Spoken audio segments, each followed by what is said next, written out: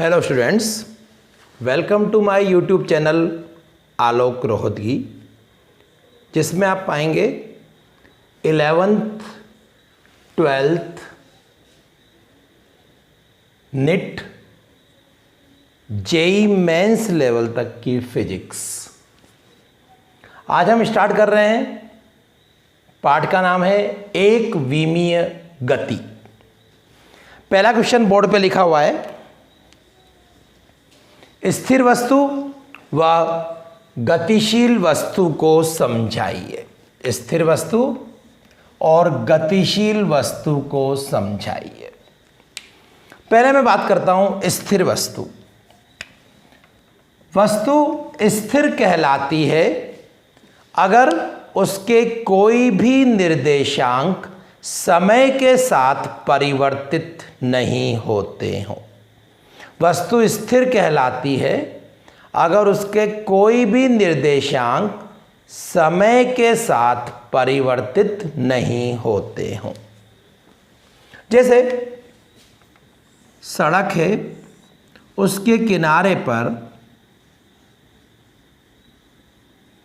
पेड़ रखे, यहाँ पे एक घर है, उसमें एक प्रेक्षक है, उसके सापेक्ष इस पेड़ के निर्देशांक 2, 4, 6 हैं, जो समय के साथ कभी भी परिवर्तित नहीं होंगे। तो इस घर में स्थित प्रेक्षक के सापेक्ष ये जो पेड़ है वो क्या है? स्थिर वस्तु है। तो आपसे कोई पूछे स्थिर वस्तु किसे कहते हैं? वह वस्तु जिसके कोई भी निर्देशांक समय के साथ परिवर्तित नहीं होते हैं स्थिर वस्तु कहलाती है। गतिशील वस्तु, वह वस्तु जिसका कोई भी एक निर्देशांक समय के साथ परिवर्तित होता हो, गतिशील वस्तु कहलाती है। जैसे सड़क, ये मकान, ये प्रेक्षक, सड़क पे कार चल रही है तो कुछ समय इसके निर्देशांक 2, 4, 6, थोड़ी देर बाद इसके निर्देशांक 4, 7, 6। तो इस प्रेक्षक के लिए ये कार गतिशील वस्तु है क्योंकि इस प्रेक्षक के सापेक्ष वस्तु के निर्देशांक परिवर्तित हो रहे हैं, कार के निर्देशांक परिवर्तित हो रहे हैं। तो स्थिर वस्तु और गतिशील वस्तु समझ में आ गई। यदि प्रेक्षक के सापेक्ष वस्तु के निर्देशांक हर समय अपरिवर्तित रहें, परिवर्तित नहीं हो, तो उस प्रेक्षक के लिए वो वस्तु स्थिर वस्तु कहलाती है। यदि किसी प्रेक्षक के सापेक्ष वस्तु के निर्देशांक परिवर्तित होते हैं तो उस प्रेक्षक के लिए वो वस्तु क्या कहलाती है? गतिशील वस्तु कहलाती है। स्थिर वस्तु व गतिशील वस्तु आपेक्षिक राशि हैं। कैसी राशि हैं? आपेक्षिक राशि हैं।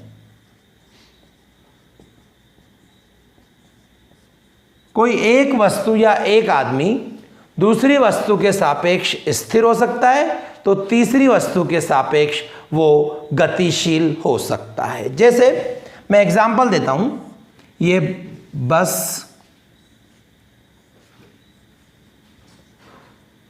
ड्राइवर साहब, यहां पे एक यात्री पैसेंजर और यहां पे प्रेक्षक ऑब्जर्वर।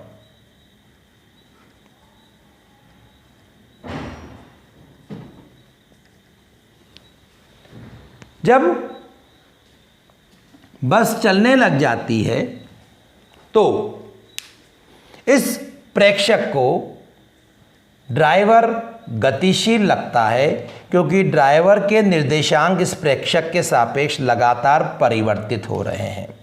लेकिन उसी बस में बैठे हुए पैसेंजर को ड्राइवर स्थिर लगता है क्योंकि इनके बीच जो भी डिस्टेंस है वो हर समय क्या रहती है? सेम रहती है। तो हमने देखा ड्राइवर इस प्रेक्षक या ऑब्जर्वर के सापेक्ष तो गतिशील है, लेकिन इस पैसेंजर या यात्री के सापेक्ष क्या है, स्थिर है।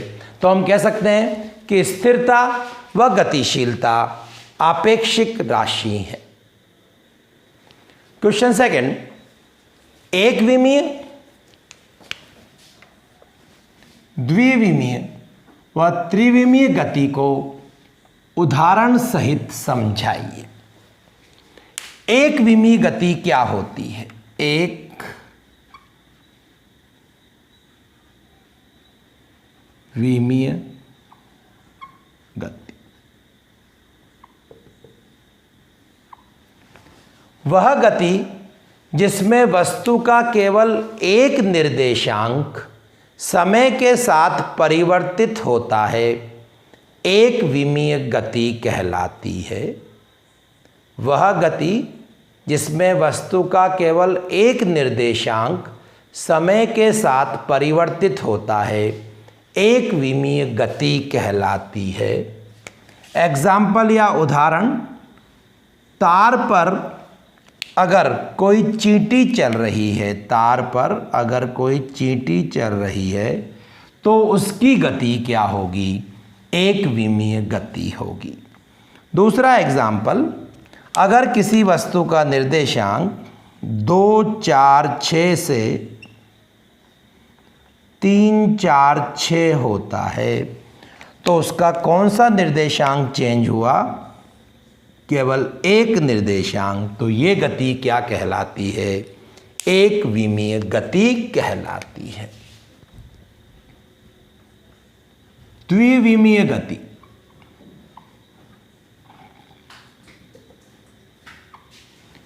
वह गति जिसमें वस्तु के दो निर्देशांक समय के साथ परिवर्तित होते हैं, द्विविमीय गति कहलाती है। वह गति जिसमें वस्तु के दो निर्देशांक समय के साथ परिवर्तित होते हैं, द्विविमीय गति कहलाती है।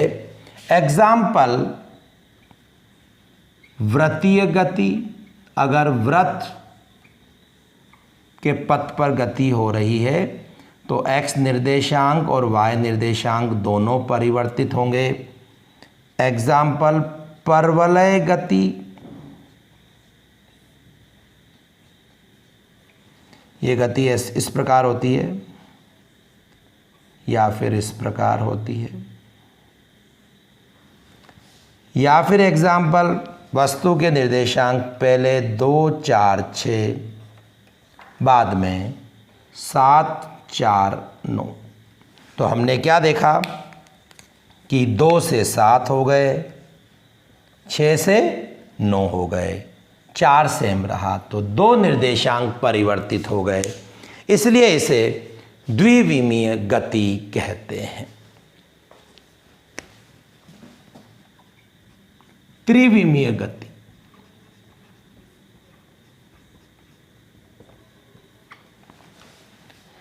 वह गति जिसमें वस्तु के तीनों निर्देशांक समय के साथ परिवर्तित होते हैं, त्रिविमीय गति कहलाती है। एग्जाम्पल, आकाश में चिड़िया की गति किसका उदाहरण है? त्रिविमीय गति का उदाहरण है। और एग्जाम्पल, वस्तु के निर्देशांक 2, 4, 6, बाद में 7, 9, 5 हो जाते हैं, तो हम देखते हैं x निर्देशांक चेंज हो गया, y निर्देशांक चेंज हो गया, z निर्देशांक चेंज हो गया, अर्थात तीनों निर्देशांक चेंज हो गए। तो इस प्रकार की गति को हम त्रिविमीय गति कहते हैं। अब हम थर्ड क्वेश्चन पे आते हैं। दूरी व विस्थापन को परिभाषित कीजिए। अभी मैं एक विमीय गति के अंतर्गत ही इसको परिभाषित करूंगा। दूरी व विस्थापन को परिभाषित कीजिए। दूरी,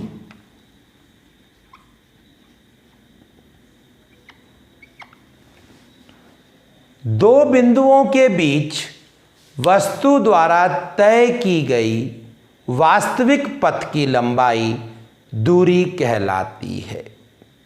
दो बिंदुओं के बीच वस्तु द्वारा तय की गई वास्तविक पथ की लंबाई दूरी कहलाती है।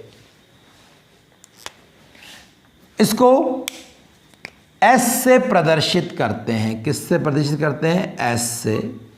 इसका मात्रक MKS पद्धति में मीटर होता है।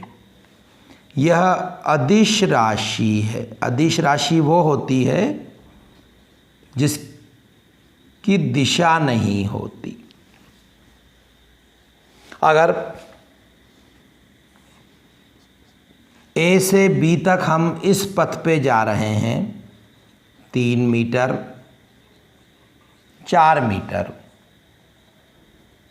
तो दूरी AO plus OB 3 + 4 7 metre.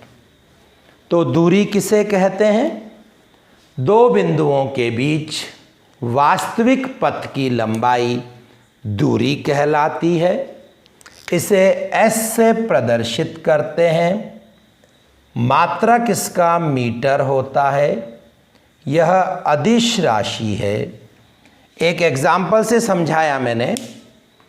A से B तक के वास्तविक पथ की लंबाई AO plus OB 3 + 4 which is equal to 7 metre. अब हम आ रहे हैं विस्थापन पर।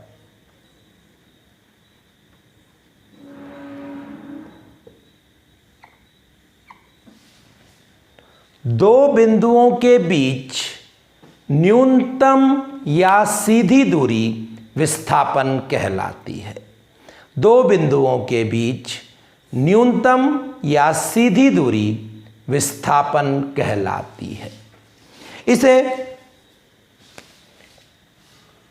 X से प्रदर्शित करते हैं। मात्रक इसका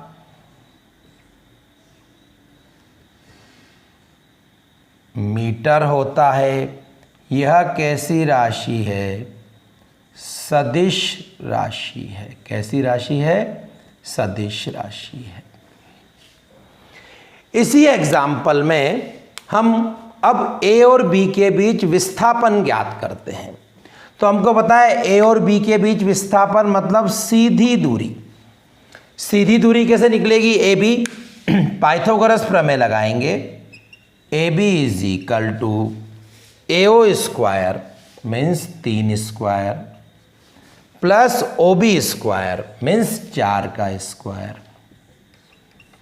9 + 16 √25 5 मीटर। तो स्टूडेंट्स देखा आपने कि जब मेरे को विस्थापन कैलकुलेट करना था, मैंने A और B के बीच न्यूनतम दूरी ले ली जो कर्ण है, और कर्ण की वैल्यू कैसे निकली? √ लंब स्क्वायर प्लस आधार स्क्वायर। लेकिन जब मेरे को दूरी निकालनी थी तो मैंने वास्तविक पथ की लंबाई ली। क्या ली? वास्तविक पथ की लंबाई, that is AO plus OB 3 + 4 7 हो गया। एक और एग्जाम्पल से समझते हैं। ये एग्जाम्पल फर्स्ट और क्लियर करेगा दूरी और विस्थापन को। Example second. अपने घरों में सीढ़ी होती है, ऐसे हम उतर रहे हैं सीढ़ी को।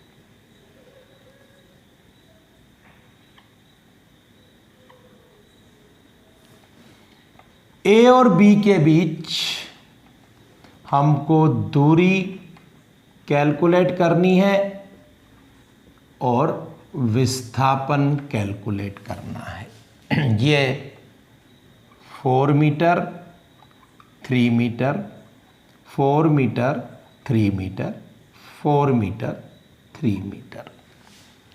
तो जब मैं दूरी कैलकुलेट करूंगा तो मेरे को देखना पड़ेगा पथ कौन सा यूज करेंगे। सीढ़ी का पथ यही वाला यूज करेंगे। 4 + 3 4 + 3 4 + 3 21 मीटर। जब हम विस्थापन की बात करेंगे, विस्थापन का मतलब होता है ए और बी के बीच न्यूनतम दूरी। तो जरूरी नहीं है वहां पाथ हो या नहीं, उससे कोई फर्क नहीं पड़ता हमको, ये न्यूनतम दूरी होगी। 3 और 4 कितना होगा, पाइथागोरस 5, कर्ण है 5, तो विस्थापन कितना हो गया, 5 + 5 15 मीटर। तो इस प्रकार हमने 2 एग्जाम्पल से आपको समझाया कि दूरी और विस्थापन किस प्रकार अलग अलग हैं, उनकी हम किस प्रकार गणना करते हैं। अभी मैं एक एग्जाम्पल से दूरी और विस्थापन को और परिभाषित करूंगा या समझाऊंगा। एग्जाम्पल 3 में एक वस्तु ए से गति स्टार्ट करती है और 2 सेंटीमीटर त्रिज्या के वृत्त पर गति करते हुए पुनः ए पर आ जाती है।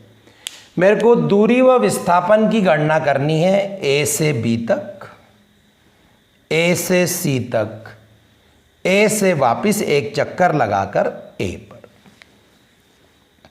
तो फर्स्ट लेता हूं मैं ए टू बी, दूरी निकालता हूं। अगर मैं ए से लेके बी तक की दूरी देखता हूं तो साफ लग रहा है ये पूरी परिधि का 1/4 है। क्या है, परिधि का 1/4।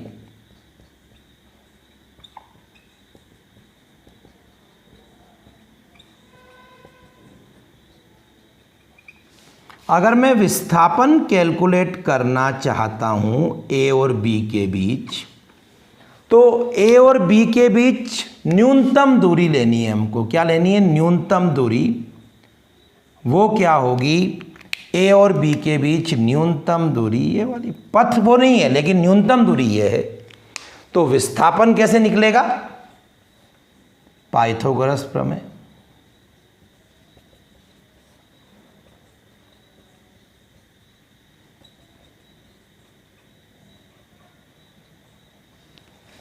तो इस प्रकार हमने फर्स्ट पोर्शन कर लिया।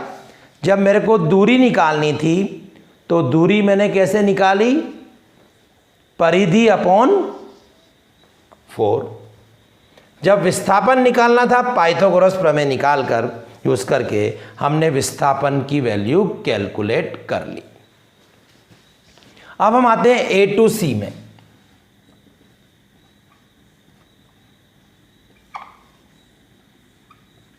दूरी कितनी है, पूरी परिधि का आधा, पूरी परिधि का आधा मीन्स 2πr/2 πr 3.14 × 2 6.28 मीटर। जब मैं विस्थापन की बात करता हूं तो विस्थापन है ए और सी के बीच सीधी दूरी, तो कौन सी हो जाएगी, ये वाली दूरी। ये भी 2 सेंटीमीटर है, तो विस्थापन हमारे पास हो जाएगा 2 + 2 कितना, 4 सेंटीमीटर है ना। यहाँ पे सब जगह मात्रक क्या करेंगे अपन, सेंटीमीटर करेंगे। क्या करेंगे, सेंटीमीटर। फिर हम बात कर रहे हैं ए टू ए में।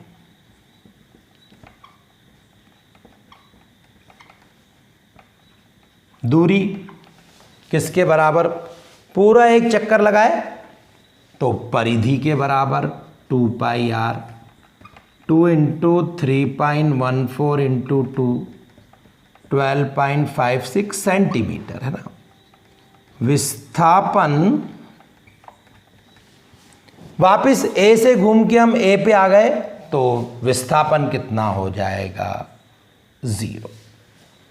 तो स्टूडेंट्स, इन 3 एग्जाम्पल से मैंने कोशिश की कि आपको विस्थापन और दूरी की कैलकुलेशन समझ में आ जाए उनमें डिफरेंस समझ में आ जाए। अब इन तीनों एग्जाम्पल में देख रहा हूँ मैं कि हर समय दूरी की वैल्यू ज़्यादा है, 3.14, यहाँ पे हो जाएगा 1.14, 2.82। दूरी की वैल्यू ज़्यादा है, विस्थापन की वैल्यू कम है। दूरी की वैल्यू ज़्यादा है, विस्थापन की वैल्यू कम है। दूरी की वैल्यू ज़्यादा है, विस्थापन की वैल्यू कम है।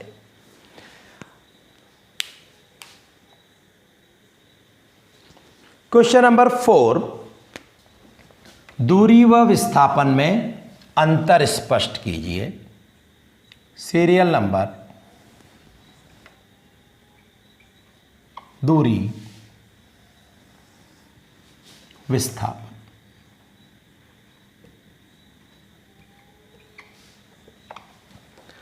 पहला डिफरेंस,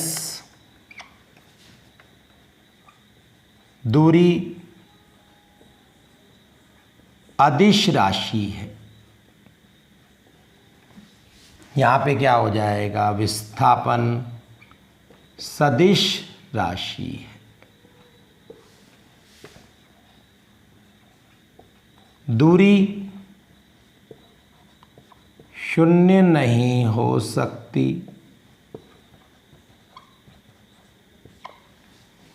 विस्थापन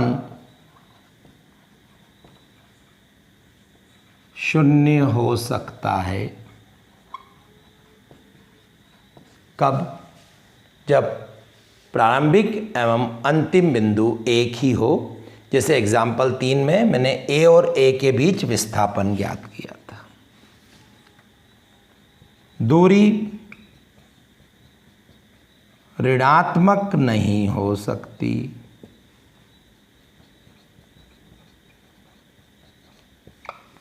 विस्थापन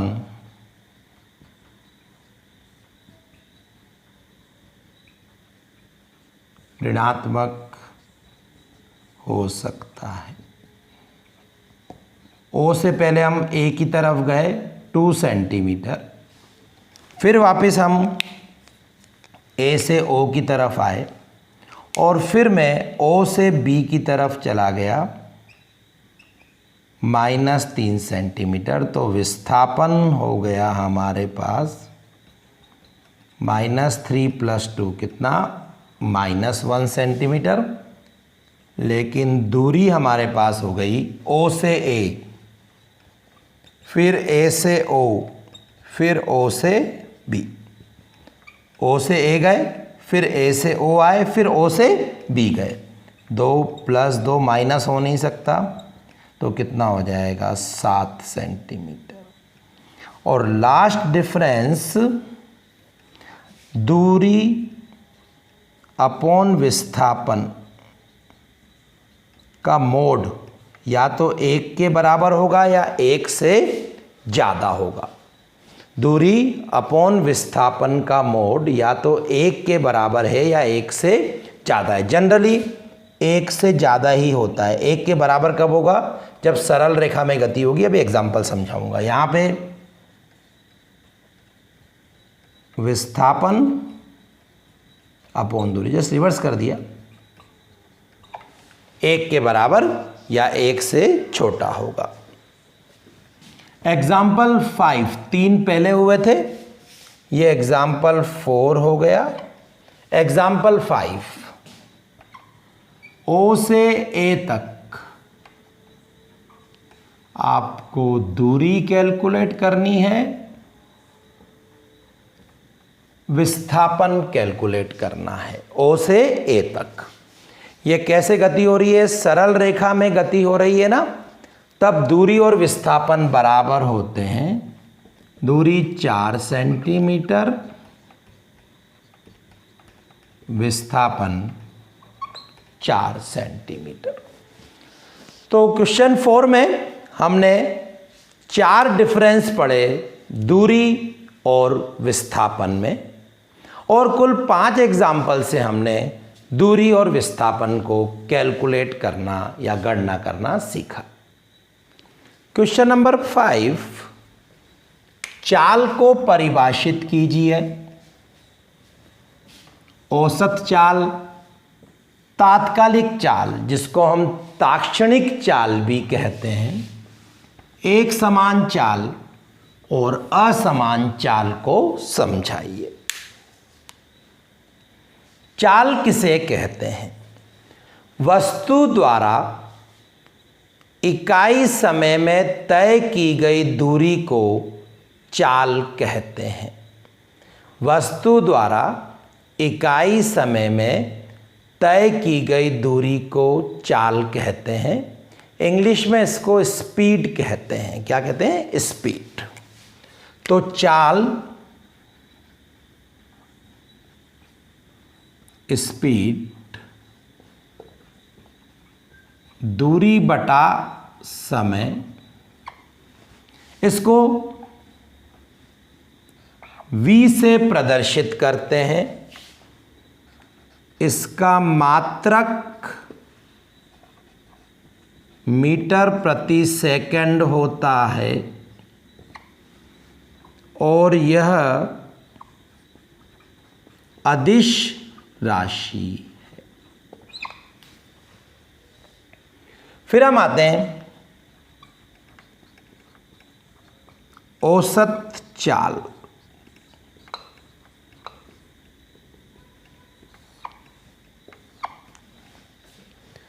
वस्तु द्वारा तय की गई कुल दूरी और उस दूरी को तय करने में लगे समय के अनुपात को औसत चाल कहते हैं, एवरेज स्पीड।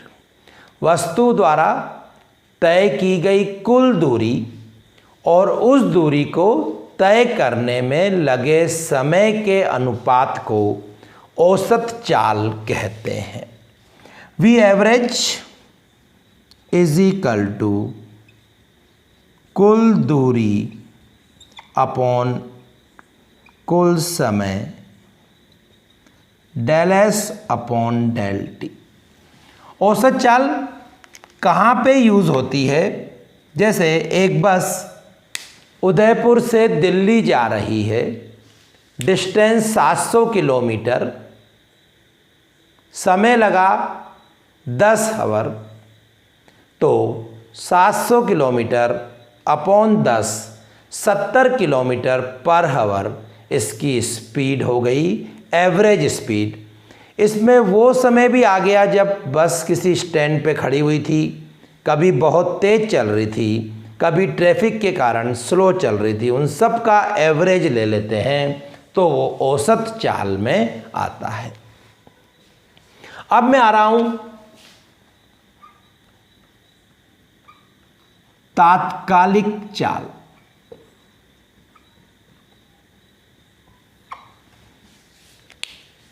जिसको हम ताक्षणिक चाल भी कहते हैं और इंग्लिश में इसको इंस्टेंटेनियस स्पीड कहते हैं। इंस्टेंटेनियस स्पीड किसी समय विशेष पर वस्तु की चाल को तात्कालिक चाल कहते हैं। समय विशेष पर वस्तु की चाल को तात्कालिक चाल कहते हैं। v इज इक्वल टू औसत जो चाल है ना, इसमें लिमिट लगाएंगे कि समय बहुत कम हो रहा है, समय विशेष पर del S upon del T. तो स्टूडेंट समझना, जब भी ये मिलेगा ना आपको limit del T tends to 0, यहाँ पे कोई भी डेल वाली क्वांटिटी होगी तो उसको बोल देंगे D S by D T.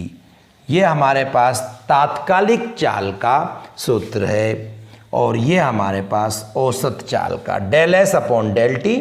इस पे लिमिट लगा दी। ऐसा क्यों लगाया? क्योंकि किसी समय विशेष पर डेल्टा टी 0 डेल एस, और ये पूरी चीज़ किस में कन्वर्ट हो जाती है? D S by D T. एक समान चाल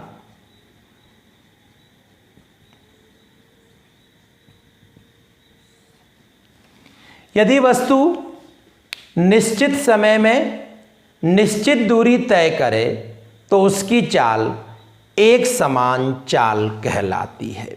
यदि वस्तु निश्चित समय में निश्चित दूरी तय करे तो उसकी चाल एक समान चाल कहलाती है।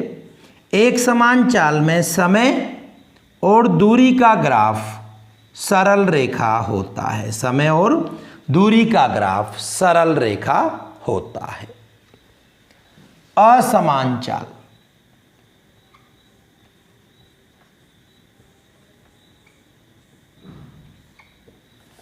यदि वस्तु निश्चित समय अंतराल में अलग अलग दूरी तय करे तो उसकी चाल असमान चाल कहलाती है। यदि वस्तु निश्चित समय अंतराल में अलग अलग दूरी तय करे तो उसकी चाल असमान चाल कहलाती है। जब हम गाड़ी से मार्केट जाते हैं तो हमारी चाल असमान चाल होगी। क्यों? कभी टर्न आएगा तो हमारी चाल कम हो जाएगी, खाली सड़क पे चाल बढ़ जाएगी, कहीं ट्रैफिक हुआ तो चाल कम हो जाएगी। तात्कालिक चाल का मतलब किसी समय विशेष पर, जो हमारी बाइक और एक्टिवा या जो भी हम कार यूज़ करते हैं उसमें आजकल तो डिजिटल लिखा होता है 42 किलोमीटर 30 या पॉइंटर लगा होता है, उससे जो स्पीड बढ़ती है वो क्या है हमारे पास तात्कालिक चाल है। तात्कालिक चाल हम किससे नापते हैं? स्पीडोमीटर्स।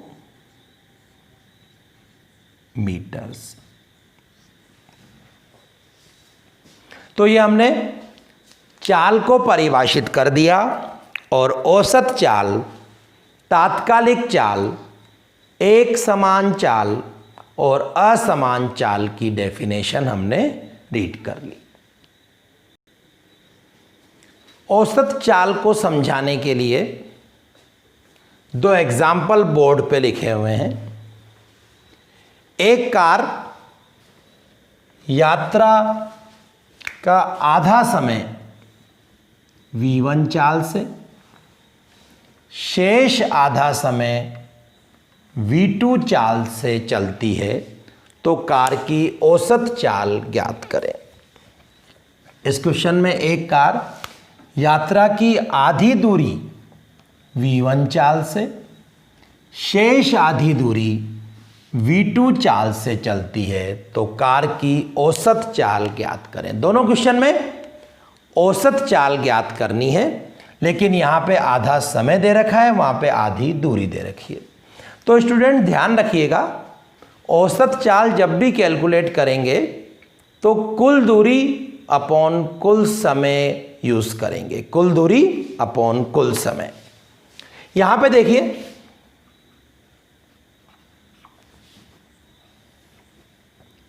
ए से लेके बी तक जा रही है कार, आधा समय माना टी समय लग रहा है, तो t/2 v1 चाल से, t/2 समय v2 चाल से। v एवरेज निकालना है, कैसे निकलेगा? एक ही फॉर्मूले पे स्टिक रहो, कुल दूरी कुल समय। दूरी हमको इसमें आइडिया नहीं है, कोई बात नहीं।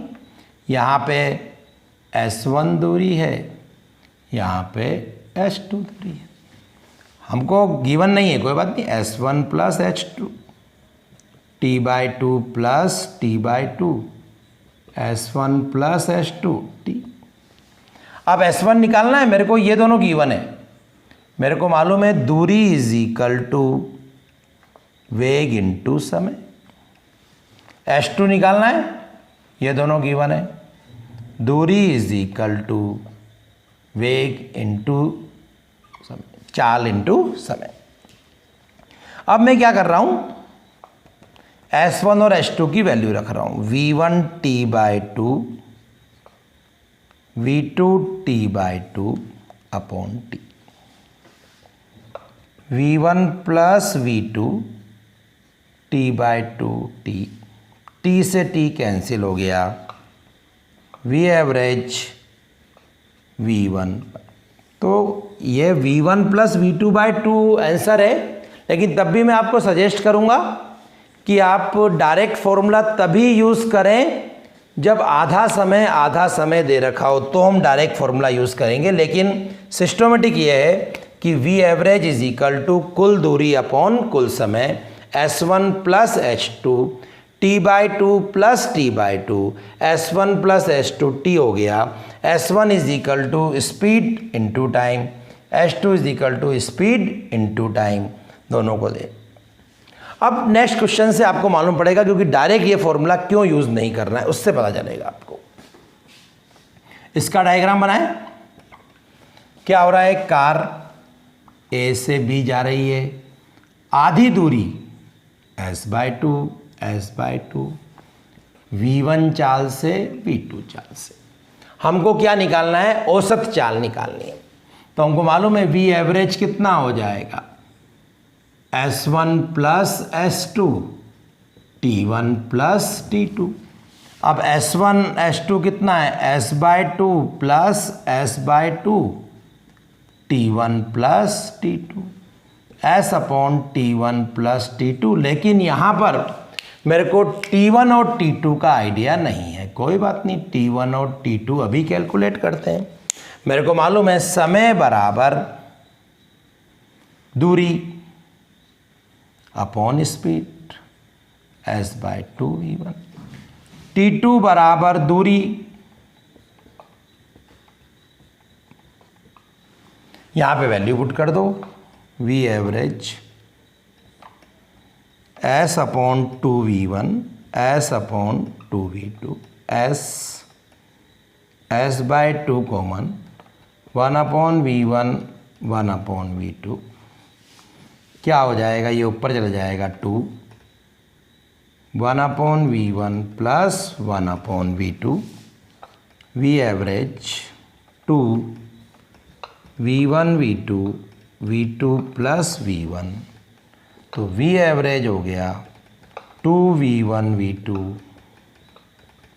v1 plus v2। तो स्टूडेंट समझे, यहाँ पे ये वाला फॉर्मूला एप्लीकेबल नहीं हो रहा है, यहाँ पे 2v1 v2 upon v1 plus v2। तो बेसिक से चलें कि v एवरेज का जो फॉर्मूला है वो कुल दूरी अपॉन कुल समय होता है। क्या होता है, कुल दूरी अपॉन कुल समय। यहाँ पे समय ज्ञात नहीं था तो समय बराबर दूरी बटा वेग, दूरी बटा वेग। यहाँ पे दूरी पता नहीं थी तो दूरी बराबर चाल इंटू समय। तो अगर आप डायरेक्ट यूज़ करना चाहते हैं तो मैं आपको एक तरीका बताता हूँ कि अगर यात्रा का आधा समय के दौरान चाल और नेक्स्ट आधे समय के दौरान चाल दे रखी हो तो ये वाला फॉर्मूला यूज़ कर लो, v1 प्लस v2/2। लेकिन आधी दूरी पे चाल, शेष आधी दूरी पे चाल दे रखी है तो कौन सा फॉर्मूला यूज़ करना पड़ेगा, 2v1 v2 upon v1 plus v2। अब हम क्वेश्चन नंबर 6 पर आते हैं।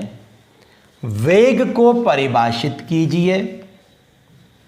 औसत वेग, तात्कालिक वेग, एक समान वेग और परिवर्तित वेग को समझाइए। वेग,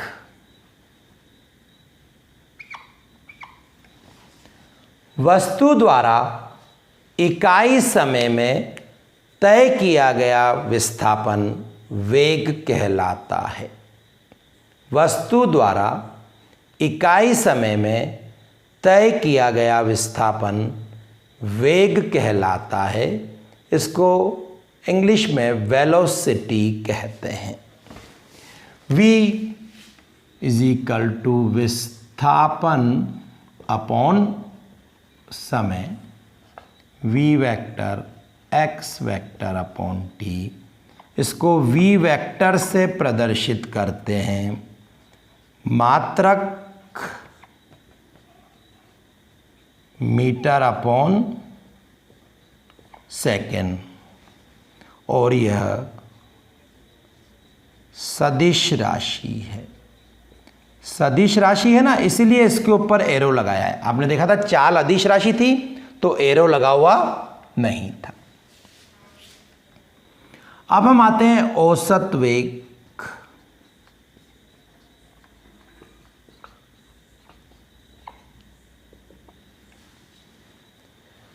वस्तु द्वारा तय किया गया कुल विस्थापन और उस विस्थापन को तय करने में लगे समय के अनुपात को औसत वेग कहते हैं। वस्तु द्वारा तय किया गया कुल विस्थापन और उस विस्थापन को तय करने में लगे समय के अनुपात को औसत वेग कहते हैं। इंग्लिश में इसे एवरेज वेलोसिटी कहते हैं। V average is equal to औसत वेग इज इक्वल टू कुल विस्थापन अपॉन कुल समय। V average is equal to del X upon del T. इसके बाद हम आते हैं तात्कालिक वेग।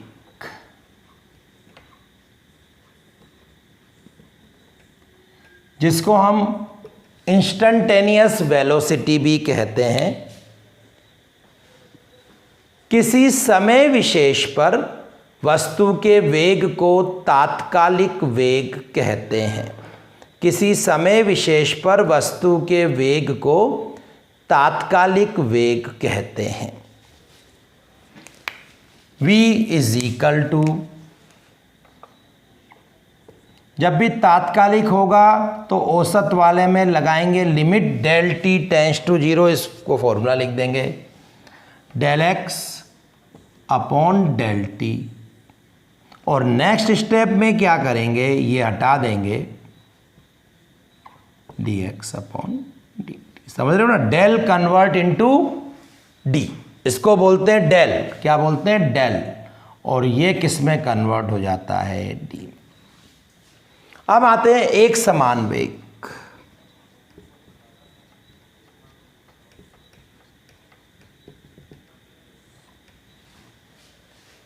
यदि वस्तु निश्चित समय अंतराल में निश्चित विस्थापन तय करती है तो उसको एक समान वेग कहते हैं। यदि वस्तु निश्चित समय अंतराल में निश्चित विस्थापन तय करती है तो उसका वेग एक समान वेग कहलाता है। एक समान वेग में विस्थापन और समय के बीच ग्राफ सीधी रेखा प्राप्त होता है। परिवर्तित या असमान वेग।